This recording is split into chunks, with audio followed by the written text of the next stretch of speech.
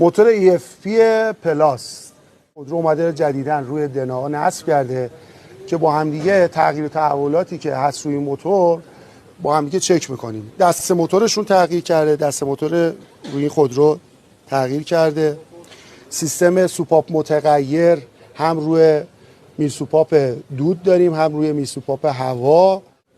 سنسور میرسوپاپ داریم روی میرسوپاپ دود. ساکلون حذف شده، تغییر کرده به لوله‌های بخارات روغن. در سوپاپشون تغییر کرده، مثل 206 شده تقریبا.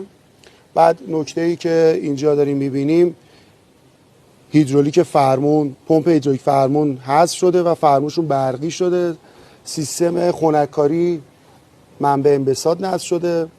این قسمت پیچ هواگیری که داشته حذف شده و سیستم مدار بسته شده که از طریق این شیلنگ هواگیری انجام میشه. گیربکس 6 دنده شده، فرمون دیکات شده و سیستم ESP هم روی خودرو نصب شده.